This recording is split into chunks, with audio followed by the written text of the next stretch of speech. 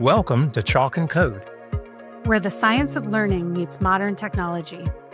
We're bringing together entrepreneurs, product leaders, researchers, and advocates to spark ideas, challenge assumptions, and shape the future of learning.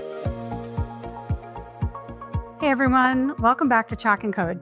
Today we are joined by Mariam Nusrat, founder of Breshna.io, a no-code platform that makes it easy to create video games. Described as the Canva for games, Breshna is reshaping who gets to build, share, and monetize games, with a special focus on underrepresented voices. Before launching Breshna, Mariam spent over a decade at the World Bank, working across 22 countries on global development. She's a Forbes Next 1000 honoree, a TEDx speaker, and has raised $2.8 million for her startup, all while raising a newborn and navigating the startup journey as a first-generation immigrant and a social entrepreneur. Welcome, Mariam. Thank you so much for having me, Jill, and thanks for that introduction. We're so happy to have you here, and I'm excited to talk to you about Breshna. But before we do that, I would love to hear more about your experience in international development on education policy. Can you just share a little bit more about that and kind of what lessons that world still shapes how you're leading today? 100%. So Jill, by way of academic training and professional training, I spent 15 years at the World Bank as an education economist, working across around 22 countries across Middle East, Sub-Saharan Africa, South Asia, where, what World Bank, for those that are not familiar, what World Bank does is it's kind of like a part of the UN where we give policy advice to countries on education policy. And EdTech was a big part of that. And I think the biggest kind of learning for me, Jill, was often when we look at teachers and students and EdTech, it had such a big boom, especially post-COVID, but even before that, EdTech was becoming the nice, cool thing. Often what happened was EdTech solutions saw teachers and students as passive players. So it was here, we've created the content for you, now go use it, right? It's they were not an active part of the content creation process. So it was very much and this is specifically true for video games, educational games, where the games were already created in studios in the West. It's a math game, and then you put it in the App Store, and then you saw the teachers kind of retrofitting their lesson plan to those video games, right?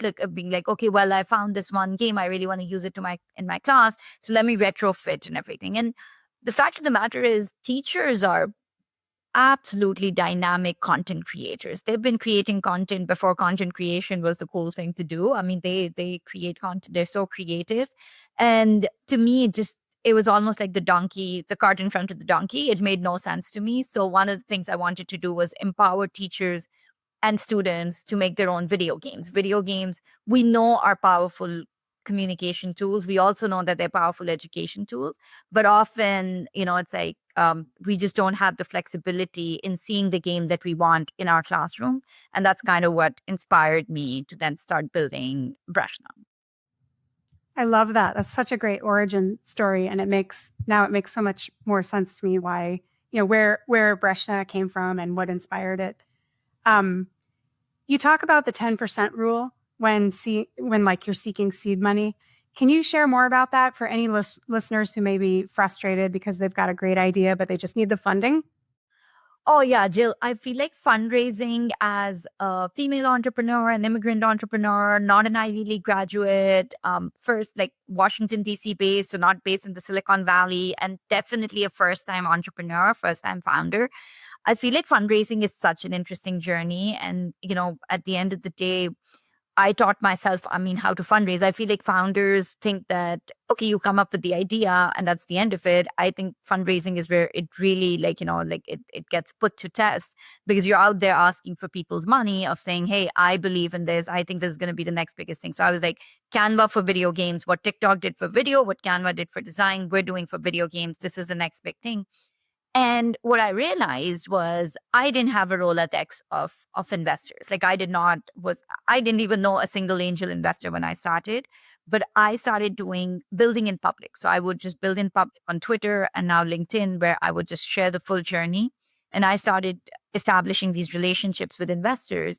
And it's a numbers game. I got on 219 phone calls to get 29 yeses to raise $2.8 million, right?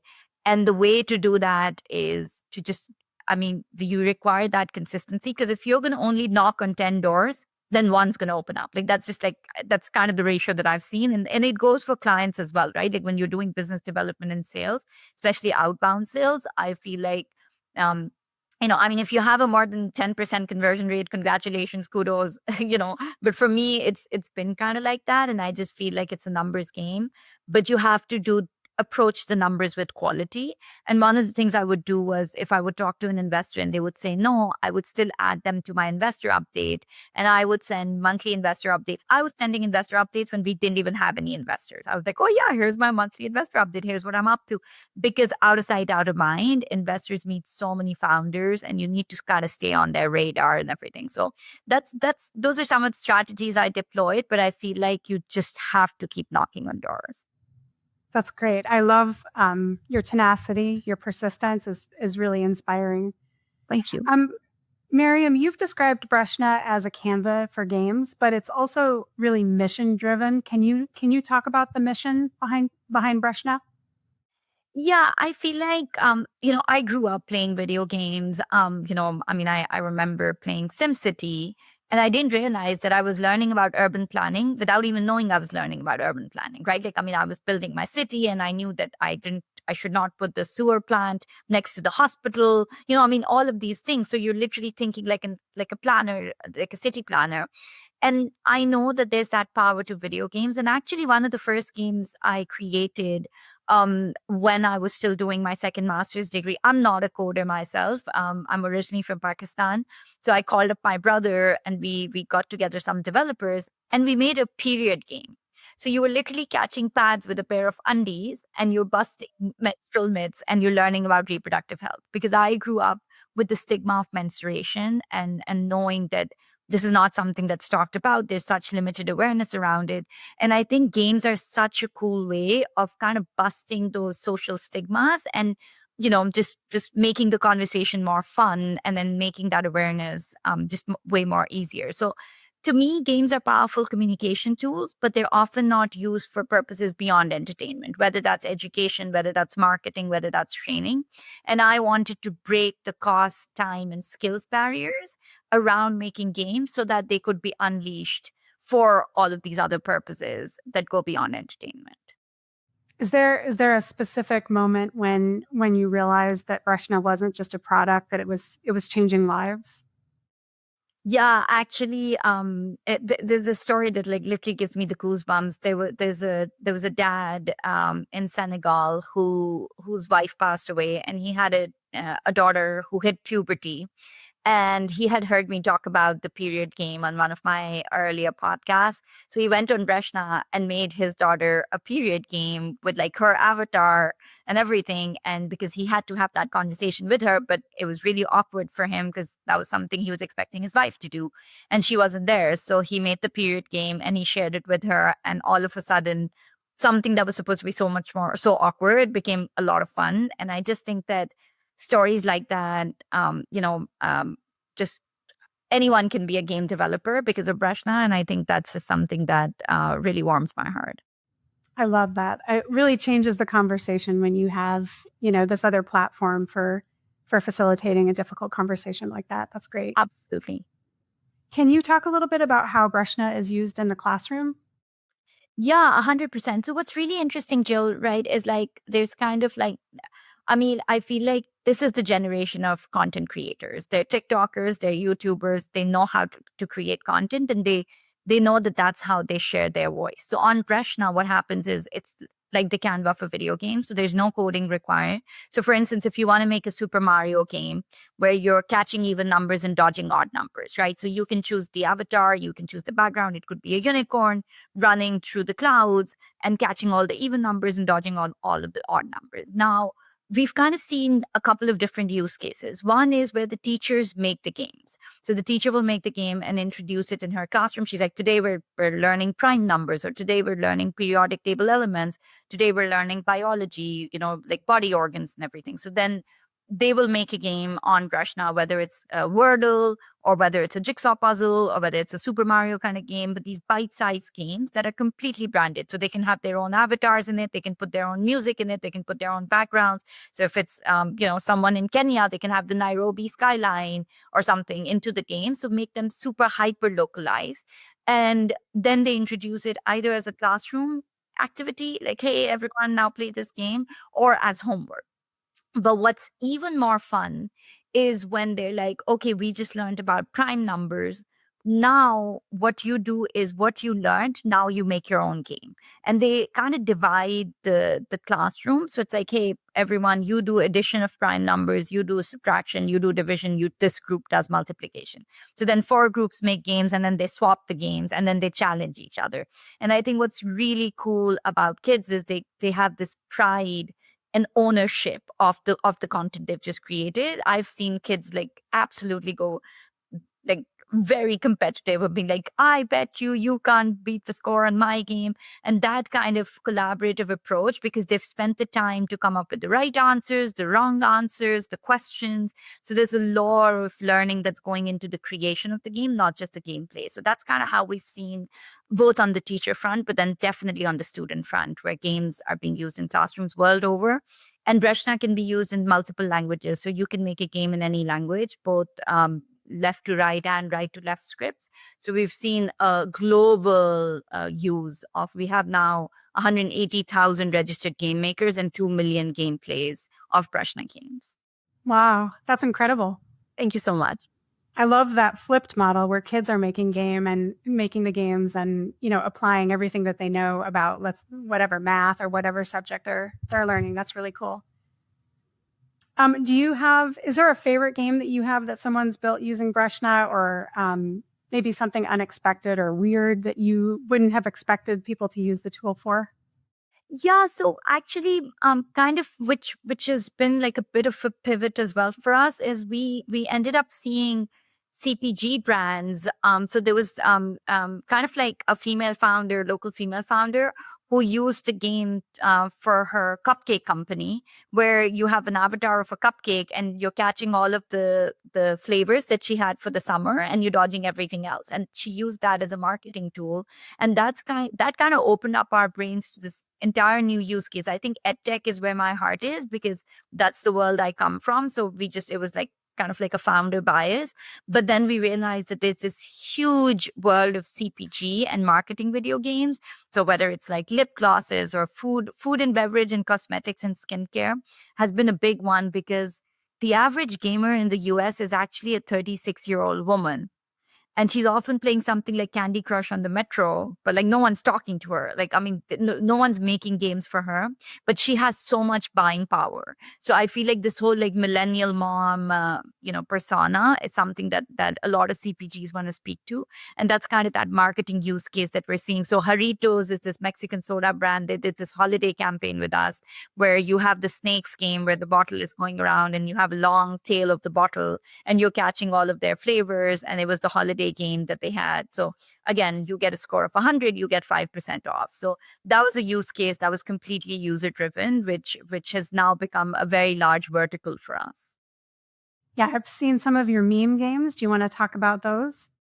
Yeah, so I feel like meme games, it's like, again, it's one of those things which is, this is the generation of creators, and they create memes. So the cool thing about games is you can put any avatar, any asset, any music within that. So it's a lighthearted approach towards a conversation, whether it's a little bit political or whether it's current affairs or whatever it is.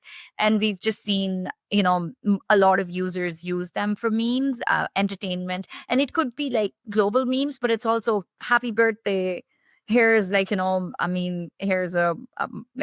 just a clown emoji catching all of the pictures or something of your siblings. So we've seen like kind of people just like use them for jokes as well. How much fun. What bold ideas are you thinking of building next? So we're definitely looking at AI, right? Like the tool is no code, but what we've built now is a text to game engine. So rather than going into the editor, you can simply write make me a run and catch game where a unicorn is catching apples and dodging fire. And you press generate and the whole game gets created for you. And then if you want, and it made a pink unicorn, but you wanted it to be a blue unicorn, you can go into the editor and update it. But we feel like rather than minutes, so Breshna actually means lightning in the Pashto language, which is my mother tongue. So video games at lightning speed. So it used to be you could make a game in 15 minutes, but now we wanted to bring it to 30 seconds. So that's what we're building next. Wow. And what kind of support would unlock that next leap, whether it's building a larger team, resource needs, partnerships, something else? So we're looking at partnerships where we're now very close to profitability. We're a very capital efficient team. I mean, we have runway for the next 22 months. We have a team of 18 people. Our burn is like less than $30,000 a month. So we're looking at, we're very close to profitability, and that's mostly through the CPG and sports connections. So I feel like those are the intros that we're looking at right now, those B2B partnerships, so that we're able to get to profitability and then subsidize the B2C model on the ed tech side. Awesome, Mariam. What legacy do you want Breshna to leave in both the gaming and ed tech spaces? Yeah, I feel like, Jill, I grew up playing video games, and unfortunately, often when I played the game, it was always the New York City skyline and the yellow cab and often the white dude, it's like in the games, and I didn't see a lot of representation. And I feel like even if I'm a game developer, I cannot tell the story of a girl in Kenya. I cannot tell the story of another girl in the US. I cannot tell the story of a trans kid in Colombia. Like, that's just not something that I can do. So I feel like in order to diversify the content that we see in the video games, we have to democratize how these games are being created. We have to democratize the process of game creation.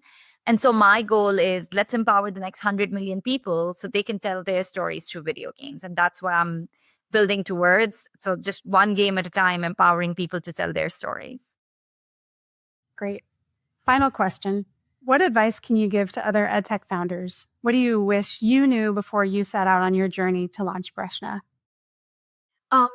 I think first-time founders, I read this somewhere. First-time founders think about products. Second-time founders think about distribution.